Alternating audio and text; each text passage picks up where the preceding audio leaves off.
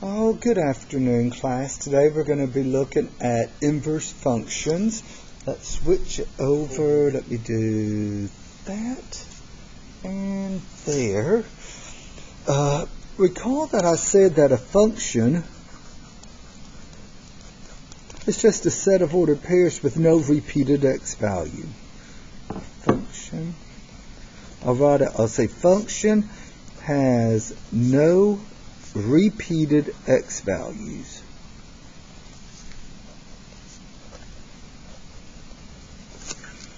There's a special type of function called a one-to-one function that I want to mention. A one-to-one function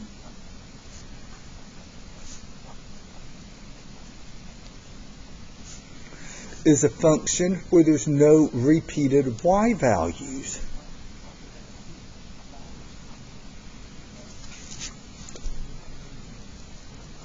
So not only does it not have repeated x values, it has no repeated y values.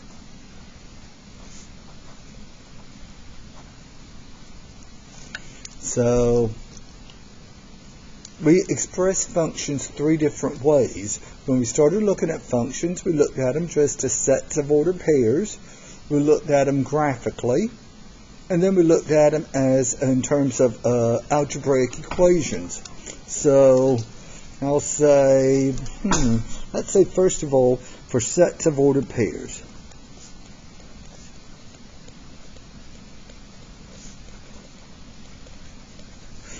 Oh, here's an example of a one-to-one function.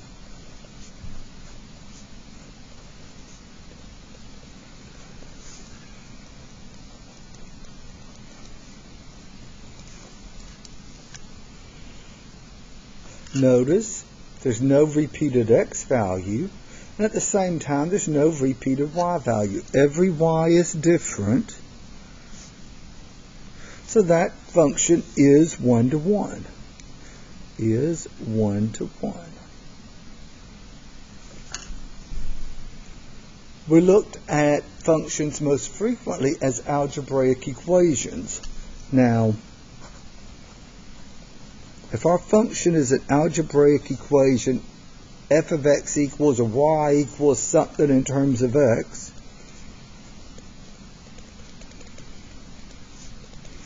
what are we on the lookout for? If we want to spot equations that are one-to-one versus those that are not one-to-one, I think that the problem here is the same problem we had that creates the problems for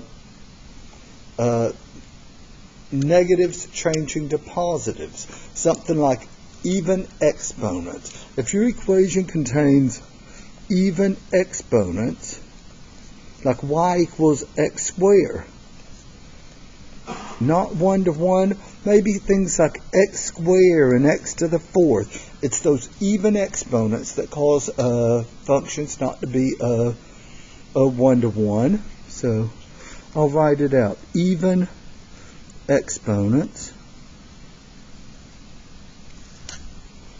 There's something else, that another function that we saw that wouldn't be one-to-one. We were drawing a graph of it, okay? Maybe absolute values. If you have an absolute value expression in your function, whether the stuff inside there is positive or negative, when you take the absolute value, it becomes positive. So you have repeated y values there as well. So for our algebraic purposes, here are the most common things for equations to create not to be one-to-one. Even exponents and absolute values. Now, graphically, we expressed functions graphically. I'll say with graphs. Remember, if it's one-to-one, there shouldn't be any even exponents. Not even exponents. There shouldn't be repeated y values. Here's a graph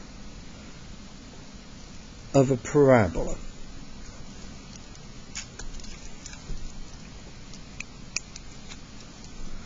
I'm going to look at the 2 points where the graph intersects the x-axis.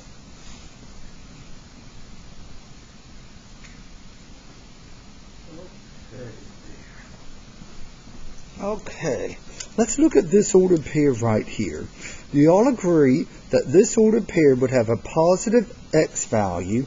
What would the y value be at that one point? 0.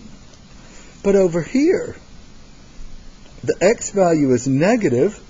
What about the y value? It's still a 0. So this is not 1 to 1. We have repeated y values. So it's not 1 to 1. Remember, I said parabolas have y equals x squared. They're quadratics, so we would expect it not to be 1 to 1. There's something called the horizontal line test.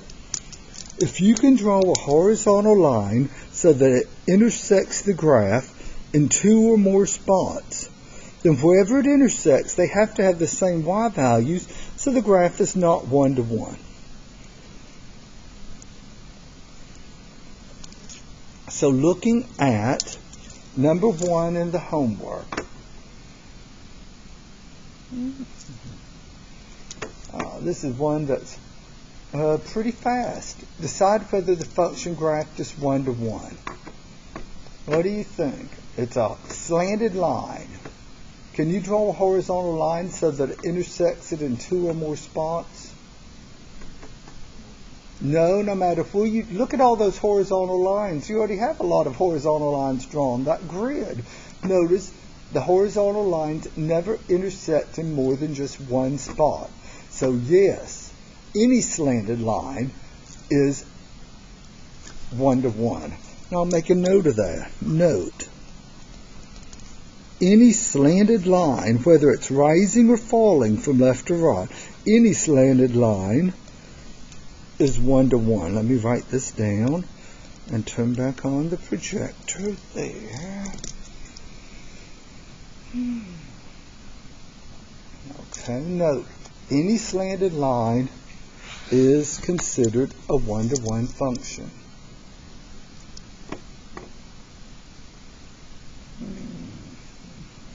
Okay, let's look at number 2. It's another graph. They want to know if we think it's 1 to 1 or not. Now, don't make the assumption this graph, it looks like it's going to start changing directions and go down as if it's a parabola. No, it's continuing to rise very slowly. It is not going to go down. If they wanted it to change directions and go down, they would actually have to show that. But for our purposes, will any of these horizontal lines that are drawn there intersect that blue graph in more than one spot? No, not that. How about here? What do y'all think? Is that 1 to 1? Can you draw a horizontal line to hit it twice? No, you can't. So once again, I agree, this is 1 to 1. So for function, to check whether a graph is a function, you have the vertical line test. If you're checking whether it's 1 to 1, you have the horizontal line test. Any questions there? Okay.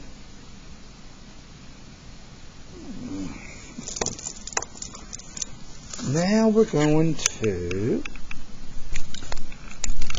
okay, well that isn't wanting to begin, but okay, there, that's good. Let's consider the following functions. I have 2 functions here, just with sets of ordered pairs. Let's say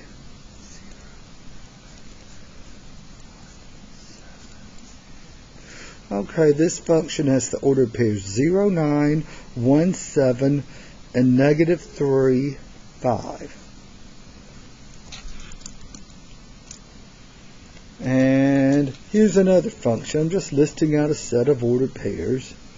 How about negative 2, 4.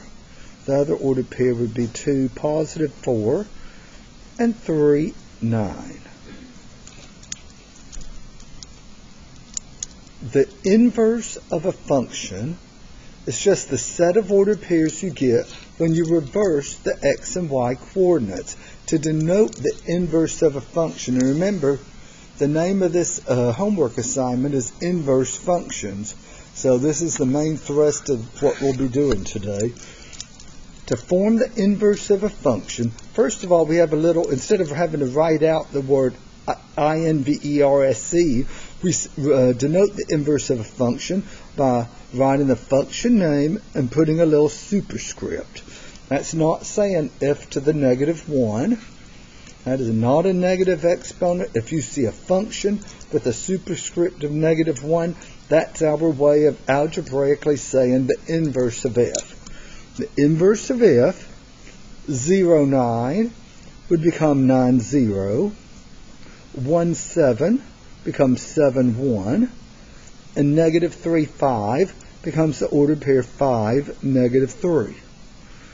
We're just reversing the ordered pairs. Let's find the inverse of g. Which ordered pairs would be in the inverse of g?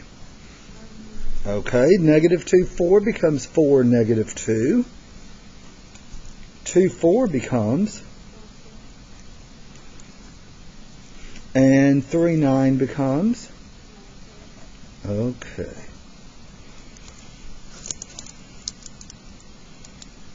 We started off, f is a function. Notice there's no repeated x values. G is a function. No repeated x values. And fortunately, when we formed the inverse, I believe one of these inverses is not a function. Which inverse? G, I agree. There it is. 4 is being assigned to negative 2. 4 is being assigned to positive 2. So G inverse is not a function. Not a function.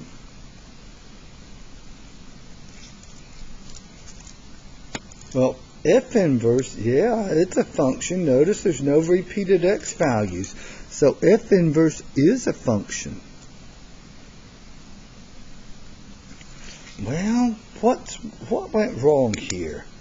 Why did we wind up with repeated x's in G inverse, but we didn't get repeated x's in f inverse? Okay, the repeated y's. That's what we were discussing, one-to-one functions. Remember we said a function has no repeated x values. If it's one-to-one, it has no repeated y values. It's perfectly fine to have repeated y values. But when you form the inverse, then the repeated y's become repeated x's. And that's the problem. F is one-to-one, whereas G, it's not one-to-one. Notice it had repeated y's, so not one-to-one. Let me write out the point that I'm trying to make here. Only one-to-one functions have inverses that are functions. Only one-to-one functions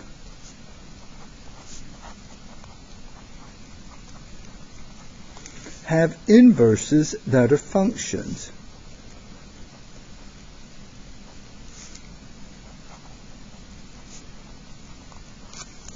If it's not one-to-one, you can still find the inverse, but the inverse won't be a function.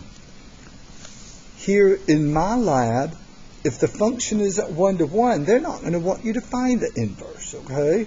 So if it's not one-to-one, if you recognize, oh, there's repeated y values here, then they're not even going to ask you to find the inverse. We'll see what I mean as we look at the next example. But only the functions that are one-to-one will have inverses that are functions. Let's see. Decide whether the given functions are inverses. What do you think? Okay, the ordered pair negative 2, 2. Oh, that flipped to 2, negative 2. Okay, so far so good. Negative 4, 0. They reverse that ordered pair to 0, negative 4. This is looking pretty good. Negative 6, negative 6. They reverse to negative. Oh, yeah, that's it. What about this last one? Is it okay? 3, -1. When we reversed it, it became -1, 3. I think, yes, it is. Now, here's something. If they'd had a -3 there, would they be inverses? If it had been -1, -3 here, would they have been inverses? No, because it should have been a +3. But this one, as they have it written, yes, it is. They are inverses.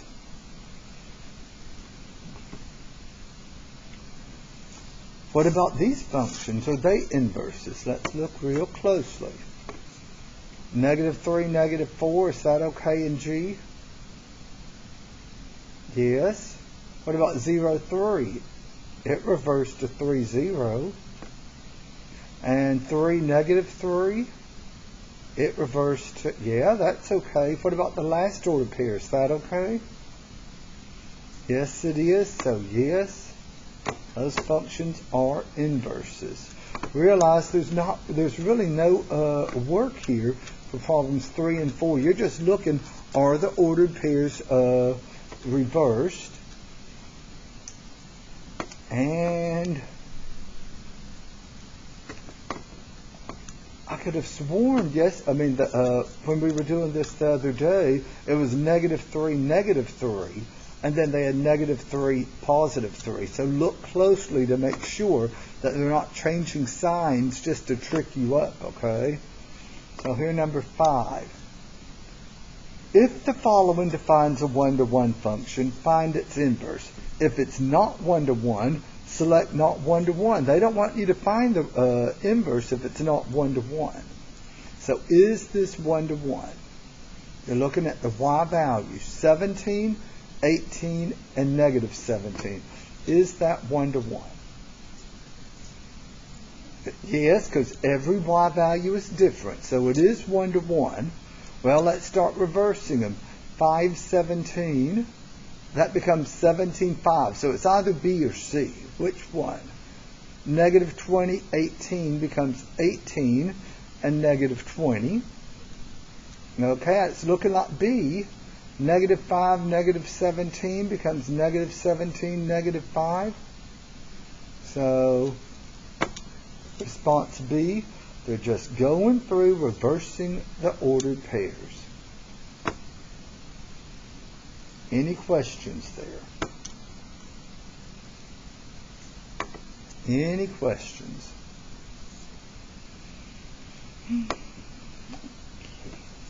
Same instructions. If it's 1-to-1, find its inverse. If it's not 1-to-1, select not 1-to-1. Is it 1-to-1? I'm going to write this one down here. Let me write this one down. It's the ordered pairs -12, -7, and 18, -7, and 12, 4. Let me switch. There. Is this 1-to-1?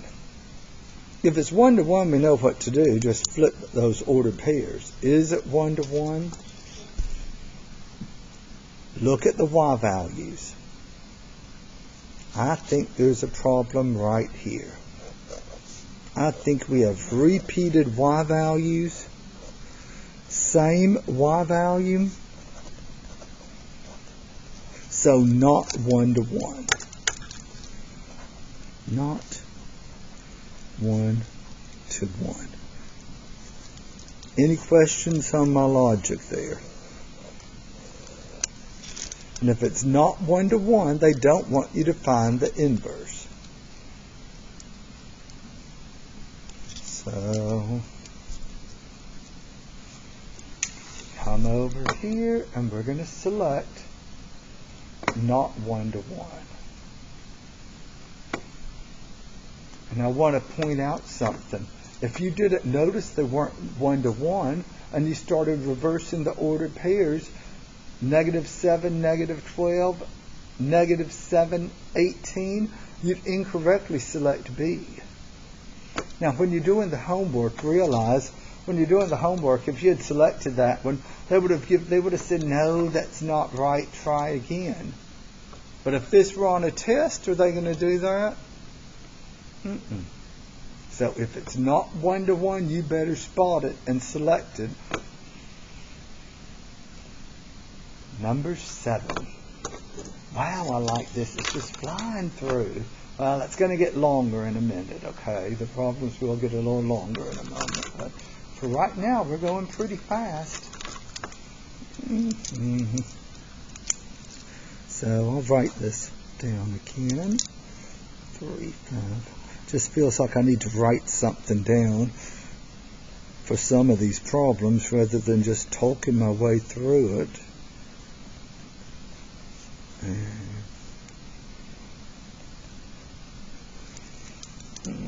Okay. So first question, is it 1-to-1? If it's 1-to-1, if it's not 1-to-1, then we're through. What do y'all think? Is it 1-to-1? Yes, it is. Notice every y value is different, so it is 1-to-1. Let's find the inverse then.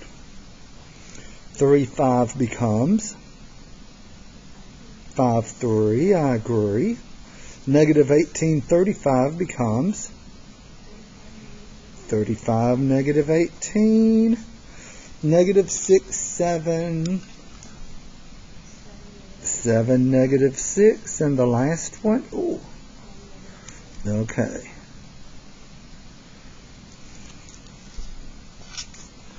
And, let me box that in. There's the inverse. Here's the inverse. Let's see. 5, is it C? 5, 3, 35, negative 18, 7, negative 6. Yep, it looks like response C. Pardon me? Is that it? Let's see. Any questions there?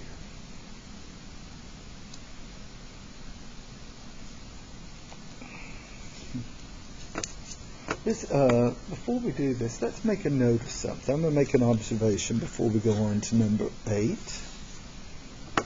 I think this problem I've written down right here makes a good point of it. Remember, the set of all x values. What is the set of all x values called? It starts with a D. Maybe it's the domain. So the domain of the original function, if I wanted to know, let's say that that's f. We're continuing with this example. The domain of f. What numbers are in the domain of f? Well, there'd be 3, negative 18, negative 6, and negative 2. Those are the x values in the original function. What about the range of f? Okay, that's the y values. So that would be what? 5, 35, 7, and negative 1. What becomes to the domain and range of f when we find the inverse? The x's in the original, what do they become in the new function? Okay, the x's, remember the way we're swapping the x's and the y's, the x's in the original become the y's in the new, so the domain of f, that's the same thing as the range of f inverse.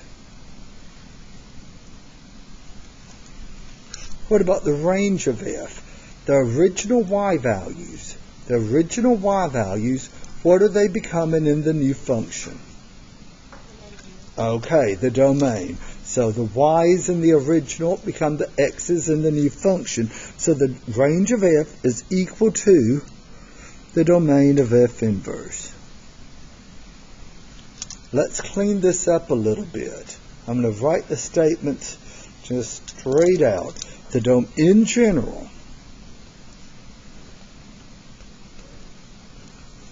the domain of f, the x's in the original become y's in the new function.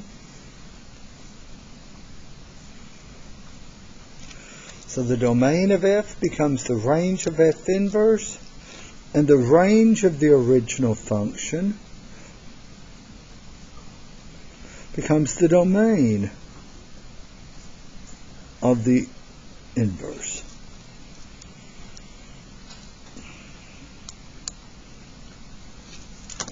And with that in mind, we can look at number 8.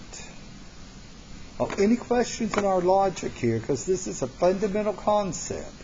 The x's in the original become y's in the inverse. The y's in the original become x's in the inverse. So, number 8. Fill in the blanks. The domain of f is equal to the blank of f inverse. What do I put here? The range. There's a little pull down menu. You select range, and the range of f becomes the domain of f inverse. And then they say all sorts of stuff.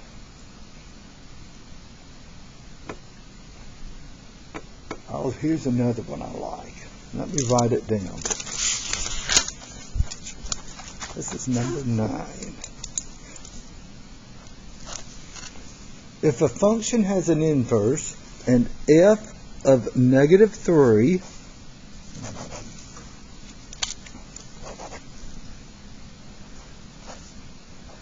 f of negative 3 is equal to 6, then they want us to find f inverse of 6. Let me switch over. There, okay. There, number 9. Let's write this information as an ordered pair. Remember, the number inside the parentheses is the x value. So with this function notation, that's saying when x is negative 3, the y value is 6. Now they want us to reverse it. The x value is 6. Since these things are inverses, what must the y value be? Negative 3.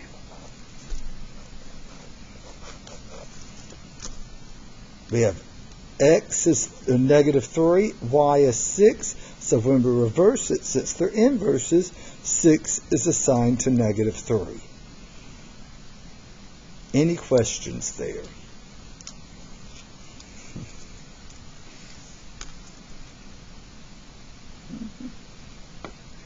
Six is assigned to negative 3. So we have a general idea of what an inverse is. An inverse is just the set of ordered pairs that are created when you reverse the x and y coordinates. But I think we need an algebraic definition of inverse. That's what I'm about to write down. And I'm going to remind you of some problems we did. We were looking at composition of functions last week. So I'll say definition of inverse functions. Let's assume we have two one-to-one functions. Let's assume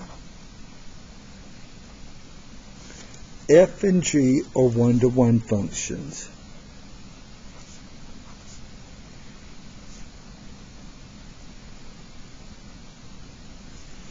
Assume f and g are one-to-one functions. F and g are inverses if each of the following is true. F and g are inverses if each of the following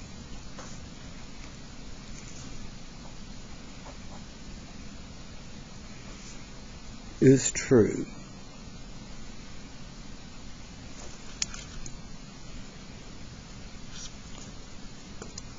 The first condition, f composed with g of x reduces to x for every x in the domain of g. And 2, if you reverse that order, g composed with f of x reduces to x for every x in the domain of f.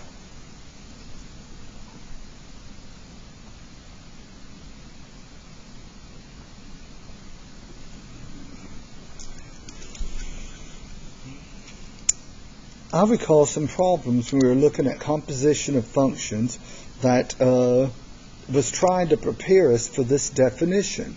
I think it was a couple of the last problems that we did involving composition of functions last week. And I think I'll look at that right now. Let's see, just to remind y'all. Let's see. I don't want that. Hold on. Please. And here. There it is. Let's see, where is our we did operations, difference quotient and composition. Do I remember that? No, find us. That's okay. Let's look at number 10. Yeah, I'm not trying to change scores. Okay, there.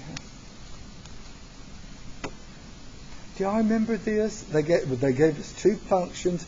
Find f composed with g of x and g composed with f of x. And then they asked us, are they equal? Do y'all remember these problems? And it turned out in both cases, they reduced to x. And they were equal. And I warned y'all, well, they're trying to get you ready for that definition of inverse function that we'll be seeing next week. Well, here we are. We're seeing it now. So y'all remember those problems, 10 and 11? I think number 11 had a cube root. Y'all remember that?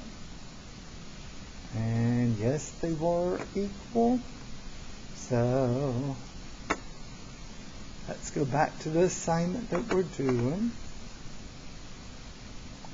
You know, maybe what y'all need to see is a graphical interpretation of what's happening there with that definition. That's what we're going to do. How about this?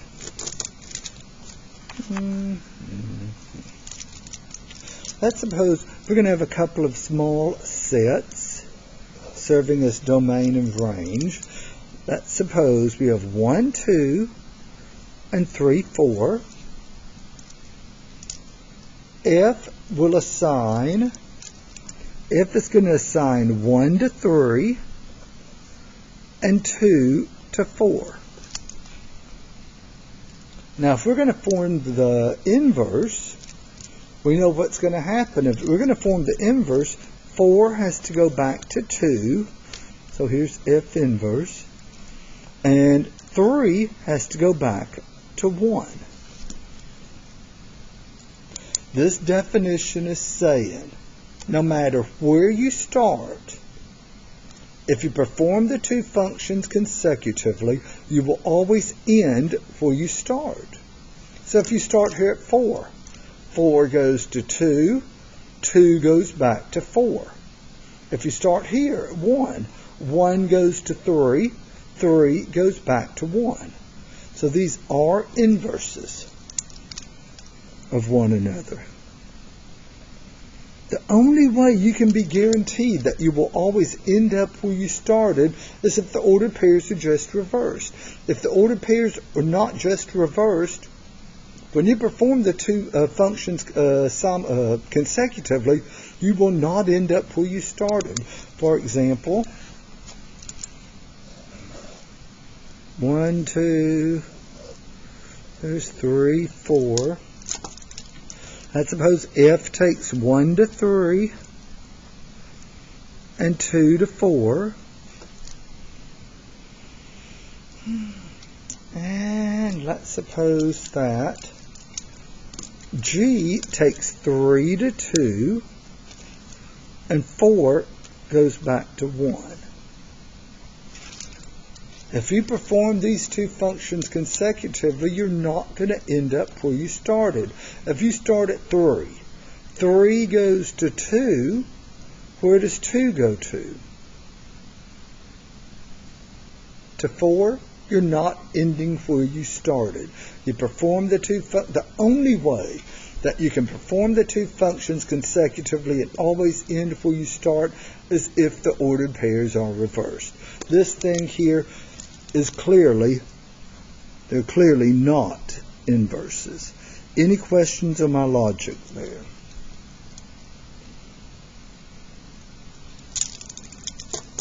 Well, if you have two functions, algebraic functions, written with variables, and they ask you to determine if they're inverses, you can find their compositions. If the compositions reduce to x in both directions, then they are inverses. If the compositions don't reduce to x in both directions, then they're not inverses. So to illustrate, determine whether the two given functions are inverses of each other. Let me write them down. This is going to take some work. So this is number 10. They have f of x is equal to the fraction with 7 on top and a denominator of x minus 6. And g of x is equal to the fraction 7 over x and a plus 6 stuck out beside it.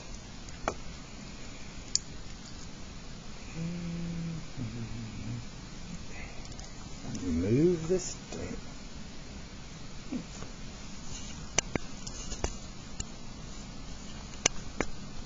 There. Okay. Are these functions inverses? Are f and g inverses? That's the question. Well, let's find their compositions. If everything cancels out except for x in both of them, they are inverses. So, we recall finding compositions last week. How about, or was it the week before? I think it was last week. F composed with the g of x. Let's find that composition. That says f is on the outside, but g of x, notice g of x is what's on the inside, and they told us g of x, that's 7 over x plus 6. Do y'all remember doing this?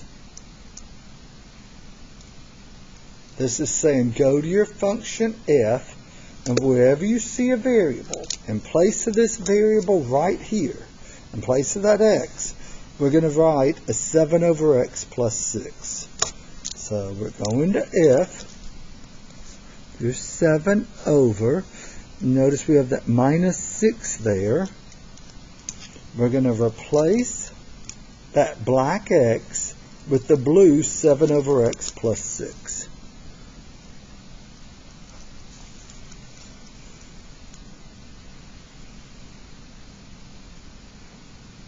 Remember, we want everything to disappear except for what? If they're inverses, this composition has to reduce to what? If they're inverses, their compositions must reduce to x. Okay. I think something's about to disappear right here. One thing's getting ready to disappear. What is it? the 6 minus 6. So all we have then is 7 over, and in the denominator we have another fraction, 7 over x. This is a fraction that contains an additional fraction. A fraction like that is called a compound fraction. There are a variety of methods of simplifying compound fractions. One of them, writing it as division and then changing it to multiplication by taking the reciprocal of the divisor. The thing that I think I like to do, this is the major fraction bar. Any fraction that appears within the major fraction bar is called a minor fraction. So we have a minor fraction of 7 over x. Multiply above and below by the minor denominator. Remember, you can multiply a fraction by anything you want to, provided you do it above and below, and you can't multiply by by 0, but we can say, okay, let's multiply by x, let's multiply by x. Let's work down here in this denominator. When we have 7 over x and we're multiplying it by x, what's going to cancel out? The x's cancel out, so all you have is that blue 7 there. So we have that blue 7 remaining there. What have we got on top? The 7x, I agree. What's about to cancel out here? The 7's cancel, 7 divided by 7, leaving us just an x. So, f composed with g of x reduced to x. Well, that's not enough to be convinced that these things are inverses. It's possible f composed with g could reduce to x, but g composed with f might not.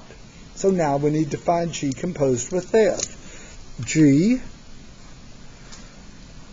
composed with f. Oh, wait.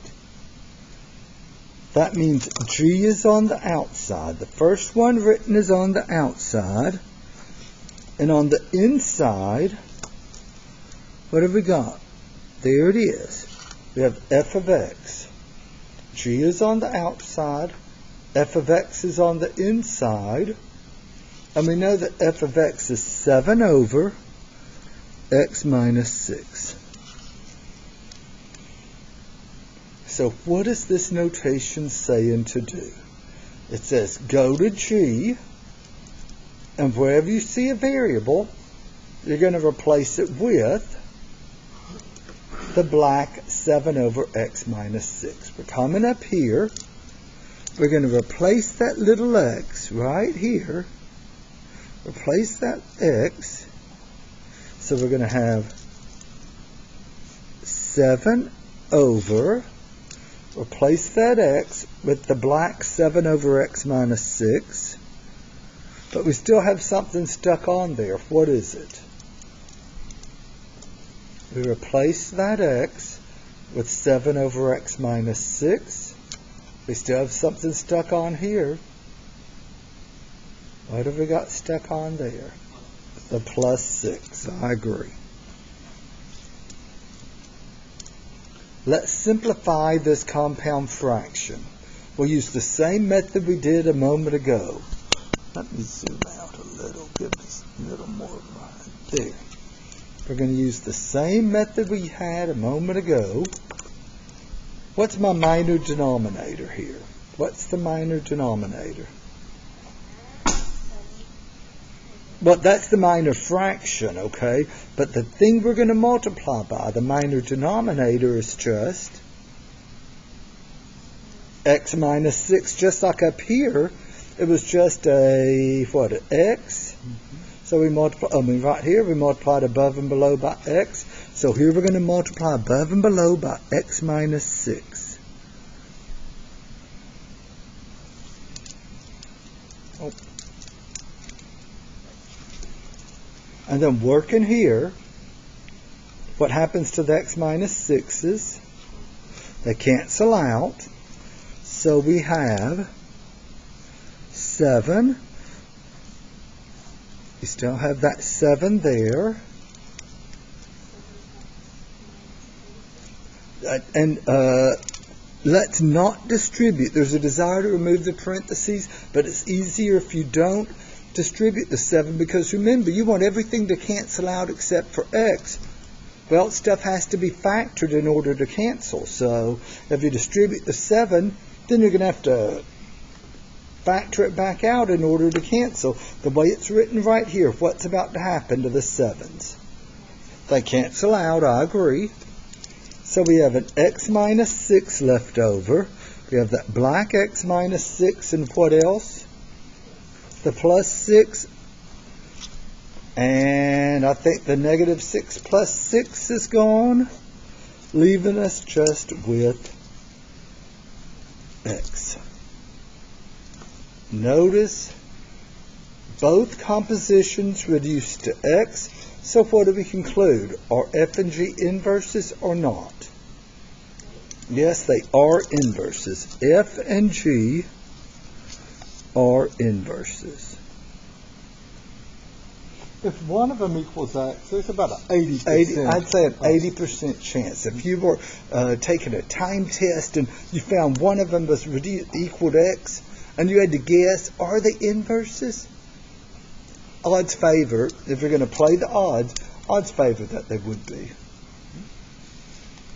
So, if we're given two functions, we know how to tell if they're inverses. Just find their compositions.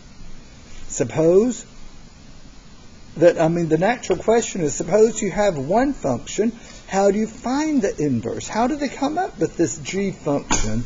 How do you find the inverse of a one-to-one function? So, let me write out some steps. Okay. What you're going to be asked to do is find a formula for the inverse, something like this. So write out those steps, Jim. How do you go about that? Okay. To find the inverse of, I'll say, an algebraic function, that means it's an equation. Because we know how to find the inverse. If it's just a set of ordered pairs, you just reverse the ordered pairs to find the inverse of an algebraic function. First thing you must do, verify that it's one-to-one. Verify. There's no work here. You just convince yourself that it's one-to-one. Verify that the function is one-to-one. I like the way you're printing rather than using cursive, Tim. You see, you're getting out of that cursive. I know it. It's just a shame. I won all the penmanship awards throughout elementary school. I always won those penmanship awards, and now it's a lost art. Okay. I don't think it's an art. Okay, so to make sure it's one-to-one, you mean...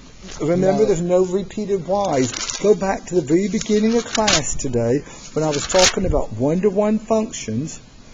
I said for algebraic equations, the things that are not one-to-one are even exponents and absolute values.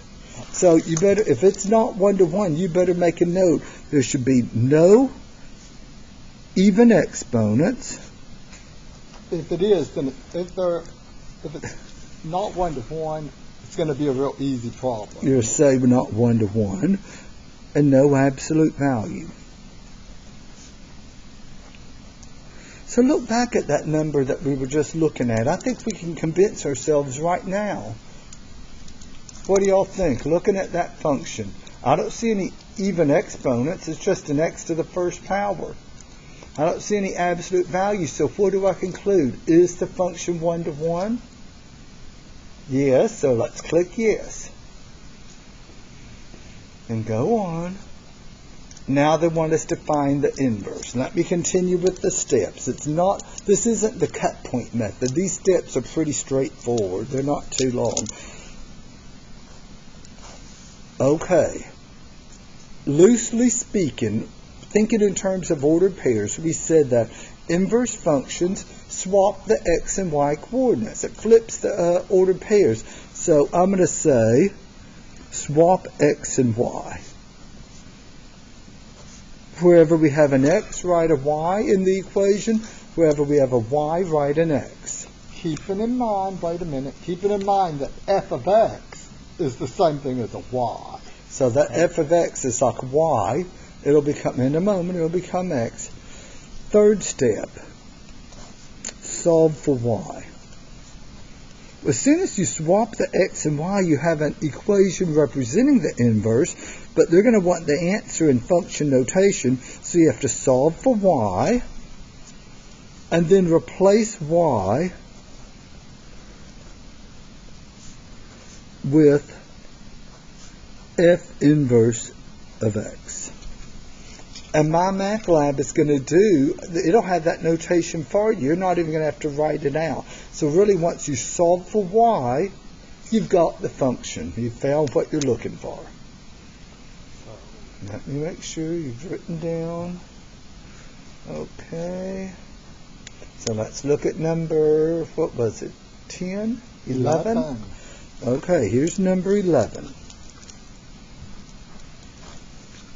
We have the function f of x is equal to 2 over x plus 6.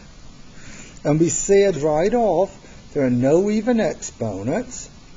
There's no absolute value, so this thing is 1 to 1. So we're going to proceed on to the second step, swap x and y.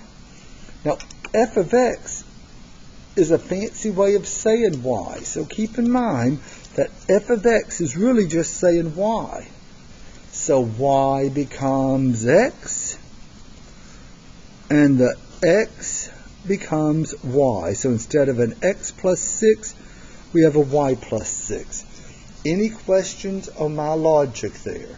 F of x is a fancy way of saying y. We're swapping x and y. The y becomes x. The x becomes y. Any questions there? Now we're ready to solve for y. What I recommend you do, you're trying to get it in the form y equals. You want y by itself on one side. You don't want that y in the denominator then. Multiply both sides by y plus 6.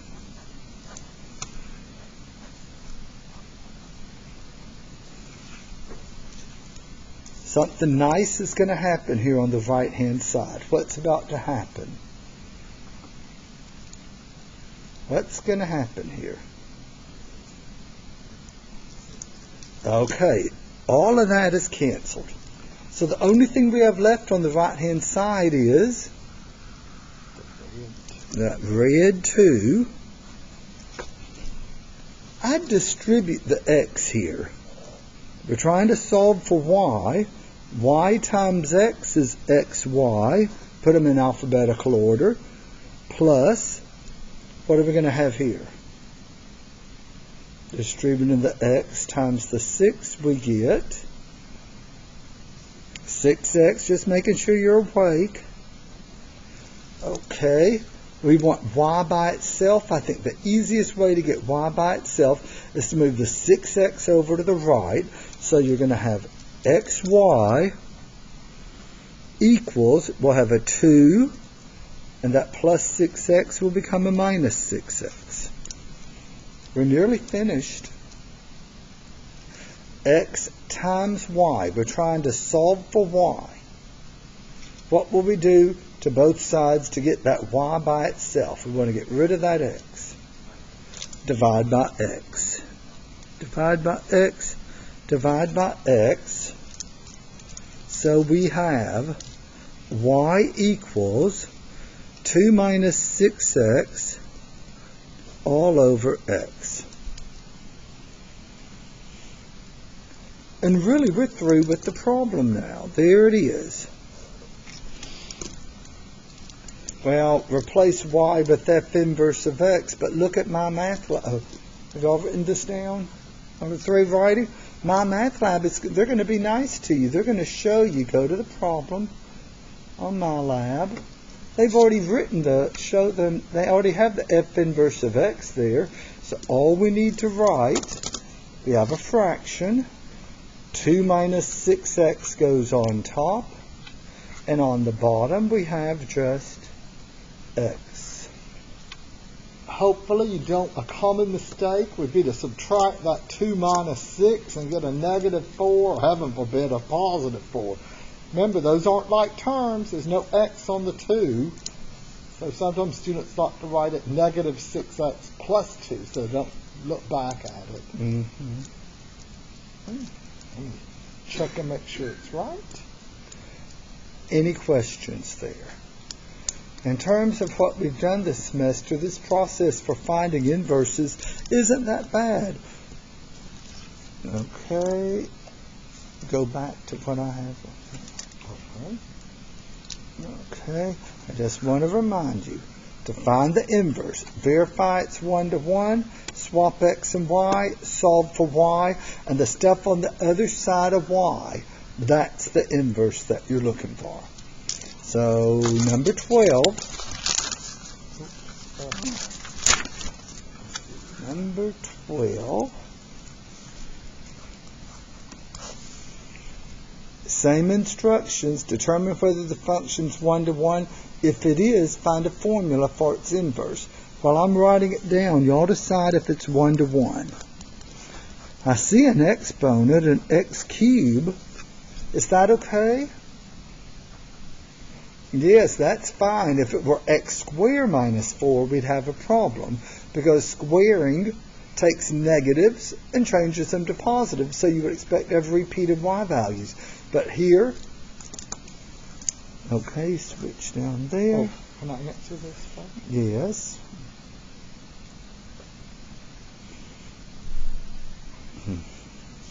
I want to make a note.